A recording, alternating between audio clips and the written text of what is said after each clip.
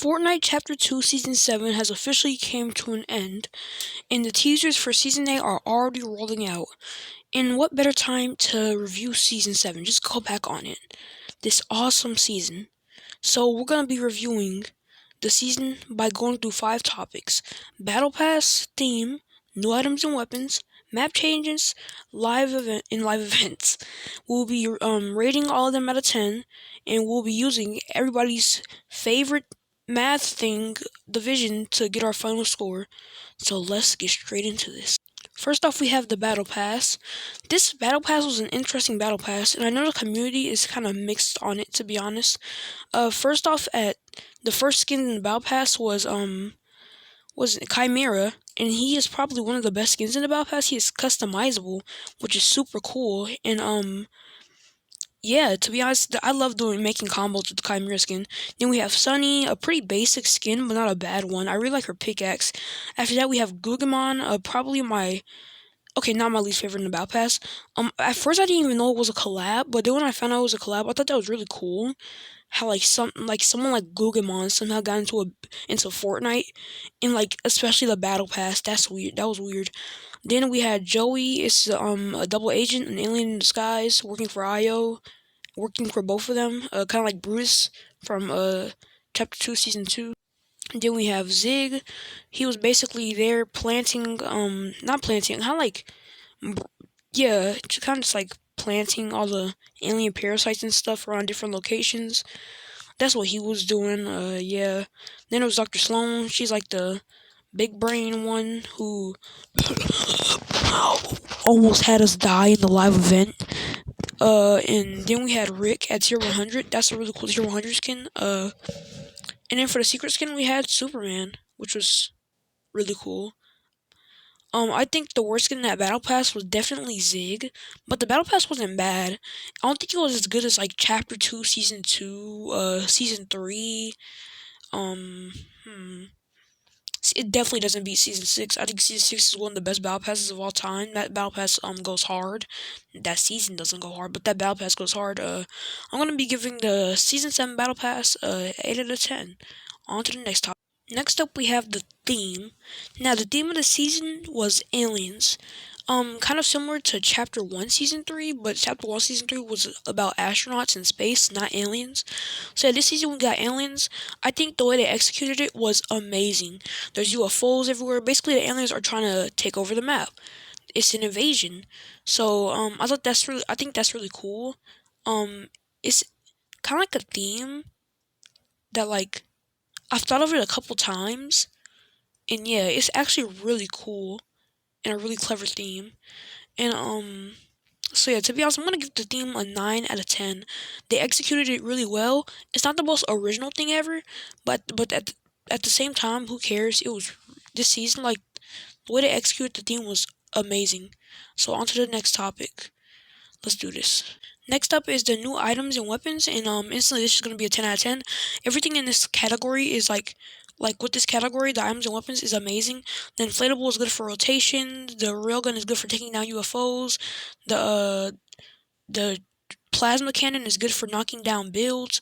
Every new item has a purpose, and that is really cool, to be honest. Alright, next up we have map changes, and this is gonna be really interesting. Only because let's just say the map changes this season weren't the best. First off, we had the start of the season. The only map changes were the spire being gone. And all that was there was just a crater. And then we had the IO bases. Then after that, we got Holly Hatchery. And I don't think anybody really liked that. There was no point in landing there at all. The place was it was low gravity, and then it was just infested with aliens. That's where Zig was mainly planting all the aliens and stuff. There were trespassers everywhere. There were parasites. It was ridiculous. I didn't want to land there ever, and I would always avoid that area. Then we had the mothership abduct 3 locations, or 2, I guess. Slurpy Swamp and Coral Castle. And guess what? I want you to take a guess on what happened to those locations. That's right, 2 more big craters. So for the map changes, we had I think about 5 little IO bases with a bunch of IO guards, Holly Hatchery, and three craters.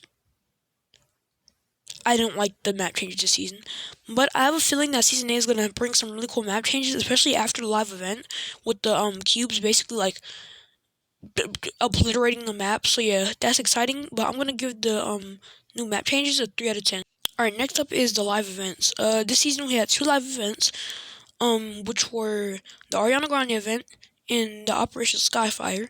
Now, I think the Operation Skyfire was way better than the Ariana Grande event.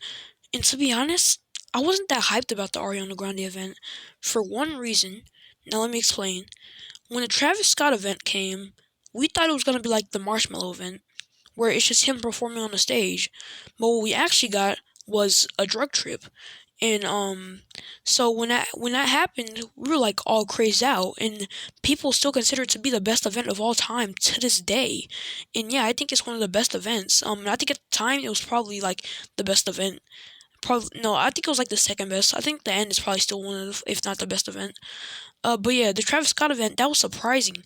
This event wasn't surprising at all. First of all, it was literally called the Rift Tour. You knew it was gonna be like a drug trip or something. Then they showed us a trailer, and yeah, the trailer basically confirmed our thoughts. Yep, it's a drug trip. So it wasn't as exciting because we basically knew what it was gonna be, unlike the Travis Scott event. But it was still a really cool live event, really cool visuals, all that type of cool stuff. But yeah, I just wasn't like the biggest fan of it. Like it wasn't hype at all. And that's the biggest things about live events, the build up and the hype for it. This event just wasn't hype at all. But it wasn't bad either. It just wasn't hype. And it kind of felt like lackluster to be honest. But it was still really cool and really well done. Now until the next event. Alright, next up we have the Operation Skyfire event, which I was so hyped about this event. Like this was mega hype, even though we basically kind of knew what was gonna like the gist of it. Like to be honest, we kind of knew like 2 weeks before the event, like that. Basically they had planted bombs below the Courtney complex. The mothership was gonna abducted, and yeah, it was gonna blow up the mothership. That is what happened in the event, but there was more. Mainly the best part, like the highlight of the event, was the appearance of Kevin, but he basically died. And he became Good Kevin, or what the community's calling him right now, Blevin. So yeah, we have Blevin. We have an introduction to him, but the craziest part is, the aliens were actually like all this stuff, all this like purple power they have, has been powered by not just one cube, but hundreds of them, maybe even thousands, because these suckers were using the 0 point to like farm cubes. I'm guessing that's my best guess on how they got all these cubes. So yeah, they have a bunch of cubes now, and after Sloan blew up the mothership, after betraying us. So yeah, freak you, Sloan. All of the cubes came falling down, including parts of the mothership.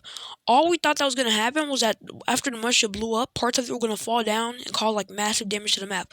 No, we have like a trillion cubes falling down onto the map, plus the like all the what we call, oh my gosh, the mothership. Although what I'm saying. So yeah, we have all that stuff falling down to the map. I know the map changes next season are gonna be crazy, and this event was hype. It started off okay, but like by the end when we saw those cubes and stuff, I just started like, I was like, bro, heck nah. Cause remember, Sloan said that that one cube almost destroyed the whole map.